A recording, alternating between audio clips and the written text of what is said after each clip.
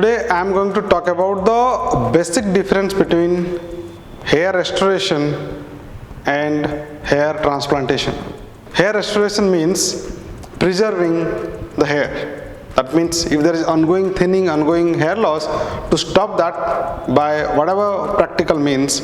Plus, wherever there is a total loss of hair, we could do hair transplantation over there. So hair transplantation is a very kind of subset and smaller subject, and we'll be discussing in depth about the difference between these two. And according to me, people who are involved in this industry should have the complete knowledge of this hair restoration science. They should be confident of the medical management, they're confident of the baldness evolution, and they should be confident of course, the hair transplantation procedure per se. But only knowing hair transplantation and not knowing other stuff is kind of, they cannot give a complete solution. They cannot take the responsibility of that balding or thinning head forever. I will take you through what I think of hair restoration and what exactly the world thinks and what exactly patients who are aware and not aware, both, with knowledge, without knowledge, they should be educated of, and accordingly we should be giving our services to them. So hair restoration is the bigger term. As I said, it is restore. That means you have to stop, that is prevent the hair fall, and then treat the hair fall by both medical means and surgical means. So now on the right side, of course, this is hair transplantation, which is a subset of this hair restoration. So this hair surgical treatment is called hair transplantation, which is a very subset of hair restoration. So we will be discussing about hair restoration. So we all know that skin is the largest organ in the body. So in our medical studies during our post-graduation, when we read about skin, the name of the most popular textbook is Dermatology in General Medicine. That means we should understand the whole general medicine. That is, you have to understand the internal organs. You should have sound knowledge of all the organs: liver, kidney, blood, bone marrow, everything. Whatever pathological changes happen there, they could manifest in the skin in certain sign and symptoms. So seeing at the sign and symptoms of the manifestation on the skin, one can pick up what could be underlying inside the organs. So that is the complete medical science that you have to you should be a master of the knowledge of all the organs of the body. Then you have to master of the skin also. And in skin, during study of the skin, we do study skin proper, then mucosa, then nail, and hair. So hair comes here. So hair is again a part of skin. So now when we do study hair only, then we have to know details of the hair. So hair is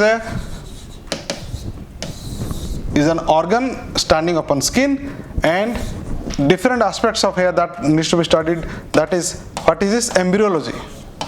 That comes like how the hair has evolved from intrauterine into adult stage, then the anatomy, the physiology, then how they kind of behave, how they age, the aging of hair, and of course the hair cycle, and different diseases, how they affect hair follicle, both nutritional, genetic, pathological, non-pathological, physiological, the plethora of conditions which will affect hair. We should be knowing everything, and we should be master of all those things. Those knowledge will help in deciding or analyzing a case at what stage or what kind of problems are happening in the hair follicle and how to approach. Surgery is not an option always. So that is very, very important. And most common disorders of hair is which we treat is androgen and alopecia. We all know that this is a physiological thing. Other important thing is telogen effluvium. There are many causes which can cause exaggerated hair fall, and that we call telogen effluvium, a lot of things. So you should, unless you have a thorough knowledge of those things, we cannot pinpoint or we can fix the telogen effluvium. And when it comes to androgen and alopecia, as I said, we treat patients of androgen alopecia at different stages. The patient can come at stage 1 and he can come at stage 7 also, at the last stage. So if it commits stage 7, then the only thing that we have is hair transplantation. Sometimes it is not possible. Mostly we are able to do that because of donor area availability. But when the patient is in between grade 1 to grade 6, then there is some chance that some of the hair can be retained by medicine. So we should understand the medical therapy of androgenetic alopecia. That is the drugs. So what are the drugs which are safe, which are effective, which are the results are reproducible and within the safety limit? That is very, very important. Doing no harm is the first thing that we should know, and knowing that, we should also know what are the medicines that are effective in androgenetic alopecia. So we should know the pharmacokinetics, pharmacodynamics of all the drugs, both topical and as well as systemic, which are kind of, we are using on hair loss treatment, mostly the androgenetic alopecia. So that complete understanding is also very, very important before we jump into hair transplantation. So as I said, hair restoration is complete evaluation as well as prevention of the ongoing hair loss, then treating with medicines or surgery. And only that person can do the right evaluation who has the knowledge. As we say, eyes cannot see what the mind does not know. If you don't have the complete knowledge of the science, from internal organs to skin to hair follicle to medicines, then you cannot, even though there will be signs and symptoms of some, like there could be lichen planopilaris, there could be folliculitis, there could be alopecia areata. Those are the conditions which you might miss out if you don't have the sound knowledge of the proper study of hair and skin and of course internal organs. So that is very, very vital. With that kind of knowledge, when you go to tackle a hair loss case, then most probably you will be able to catch the issue and you will fix it. So that evaluation is very, very important. Then we do hair transplantation. Of course, this is a huge subject here. Transplanting one follicle from one point to another point is that is the physical transportation, is the hair transplantation. It has a lot of science into it. Of course, it has got the aesthetic sense, it has got futuristic approach, it has got a lot of things. You have to understand the donor, you have to understand how to do it, the artistic part, how to do the density, the direction, the curl. So that is a huge subject the whole world is talking about, and patients talk about hair transplantation.